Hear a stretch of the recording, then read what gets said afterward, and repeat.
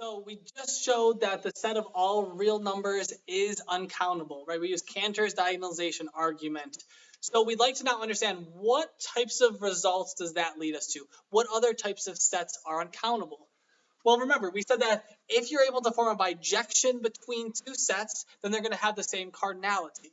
So what we showed before was that we showed that the interval negative pi over 2 to pi over 2 has a bijection between the all real numbers using tangent.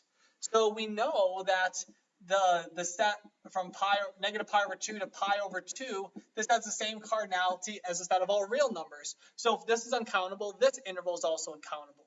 But also we said that any interval of the real numbers there's a bijection between those two, so they have the same cardinality. So what this means is that the interval 0 to 1 is uncountable. So every single interval is going to have an uncountable number of numbers in there. So basically a larger size of infinity.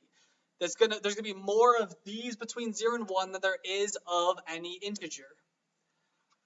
Now, thinking about other types of numbers that you're used to thinking about, well, if we take the set of all rational numbers, we said that that was going to be countably infinite, so it's countable.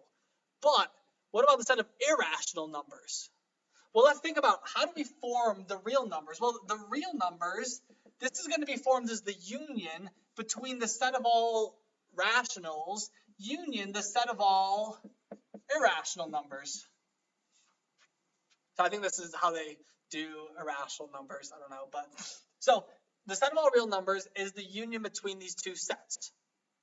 But this here, this is uncountable, right? This is countable. So what happens if we start to kind of manipulate these sets? We think about this union. We know that these two sets are disjoint. There's no rational number that's also irrational. Definition of irrational is that it's not rational. So what this means then is that if I subtract this over, so if I take the set of all real numbers and I'm going to difference out the set of all rational numbers, this gives me the set of all irrational numbers. But this here, we said this is uncountable. This is only countable. So because these are different sizes of infinity, if I take an uncountable and I take away some list within that, I don't all of a sudden get a list. Because if I did, if I could do this, then what that means is for this list, I could, or I guess so. So if this was countable, what that means is then these two sets, these would also be countable. But what that means is that I could form a list with each of these, so then I could alternate. I could take the first here, the first, the second, the third, the fourth, go back and forth between the two lists, and I could list off every single real number. But that's not possible, right? I can't do that and then all of a sudden become a non-list. I can't get all real numbers. So if you take an uncountable set, subtract off a countable set, that means that the set of all irrationals is uncountable. So again, we're saying that these are both infinite, but this is so much larger. The set of all uncountable things you can't form in a list. These you can form a list. But, so you think about, okay, so trying to wrap your mind around this. There's a larger size of infinity of irrationals than there are rationals.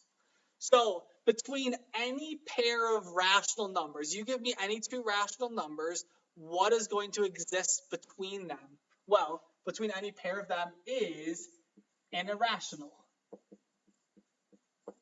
Which makes sense, right? If there's a lot more irrationals than there are rationals. So if I was to draw a number line, you give me a rational, you give me another rational number. Between there must be an irrational number. There's a lot more. But also, on a related fact here, we also have that between any pair of irrationals is a rational. So you give me any two irrational numbers, I can always find a rational number in between them. Now, this is hopefully very counterintuitive. How can there be so many more irrational numbers but yet in between all of them, between any pair of them, there's always a rational number. So how can you have so many of them where then between them there's always that? So just think about this. If you have this number line and you have irrational, irrational, irrational, irrational, irrational, but then in between there you always have rational, rational, rational, rational, rational, how are there infinitely more irrationals than rationals? But yet, we just showed that. This is a much larger size of infinity. There's an infinite larger number of these. But this is true. Both of these are facts.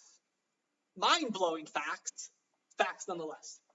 So, down to here then, if we talk about some things to kind of start to summarize these sizes, the natural numbers, we said that's countably infinite.